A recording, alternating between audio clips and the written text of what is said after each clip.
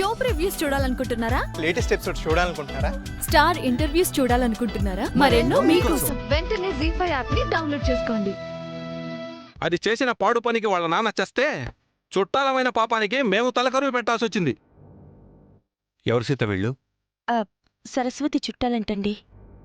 లోపలికి రండి. మేమేం అతిథి మర్యాదల కోసం రాలేదండి.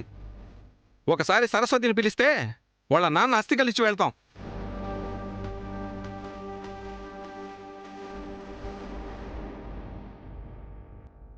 తండ్రికి తలకొరువు పెట్టే అదృష్టం ఎలాగూ దానికి లేదు.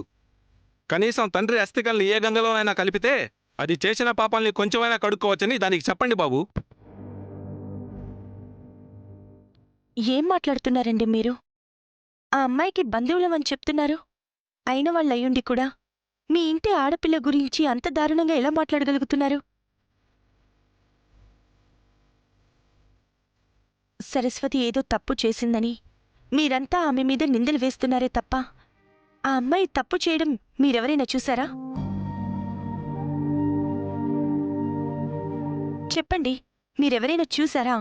తప్పులు చేసేవాళ్ళందరూ అందరికీ తెలిసేటట్టు అందరూ చూసేటట్టు చేస్తారా? అంటే మీక్కూడా సరస్వతి చేసిన తప్పేంటో తెలీదన్నమాట. చూడనప్పుడు తెలియనప్పుడు ఆ అమ్మాయి గురించి తప్పుగా మాట్లాడే అధికారం మీకు లేదు. చూడమ్మా, మేము నీతో వాదించడానికి రాలేదు. కారణం లేనిదే వీరణం మోగదు, హేతువు లేనిదే తీతిక కొయ్యదు, నిప్పు లేనిదే పొగరాదంటారు. అలాంటిది అది చేసిన తప్పుడు పనికి వాళ్ళ నాన్నగారే పోయారమ్మా. అలాంటి దాని గురించి మాట్లాడే అధికారం మాకు లేదంటావేంటమ్మా? కన్న తండ్రిని పట్టణ పెట్టుకున్న తప్పుడు మనిషిని తీసుకొచ్చి ఇంట్లో పెట్టుకున్నారు.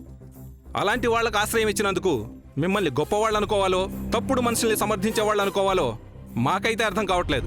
ఏయ్, ఏం మాట్లాడుతున్నారా మీరు మా గురించి? శంకర్ నువ్వు ఆగు. చూడండి, మీ అభిప్రాయాలు తప్పనో రైటనో చెప్పే అధికారం మాకు లేదు. వచ్చిన పనేంటో చూసుకుని వెళ్ళండి. సరస్వతిని పిలవండి. సరస్వతి,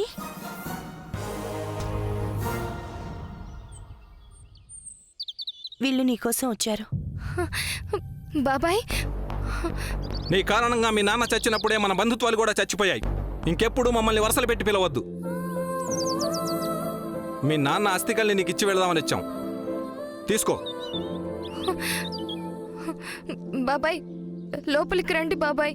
నీకోసం మేము ఇక్కడికి రావటమే దండగా, మళ్ళీ లోపలికి ఎందుకు? నీలాంటి పాపాత్మరాల చేత్తో ఏం చేసినా నీ తండ్రి ఆత్మకు శాంతి చేయకూడదు. కూతురు కాబట్టి తప్పడం లేదు. తీసుకో.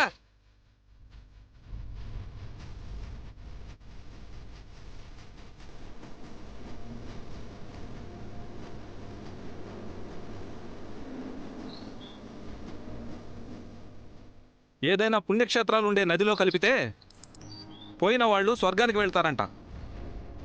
బంగారం లాంటి బతుకున్న తండ్రిని చంపుకున్నావు, ఇక చచ్చిన తండ్రిని స్వర్గానికేం పంపిస్తావు? నీ తండ్రి అస్థికల్ని గంగలో కలుపుతావో నెత్తిన పోసుకుంటావో నీ ఇష్టం. నీ నాన్న పుట్టి పెరిగిన ఇంట్లో నీ గుర్తులే ఉండటానికి వీల్లేదు. సుందరయ్య, వాటిని దాని ముఖం మీద కొట్టురారా. పదండి.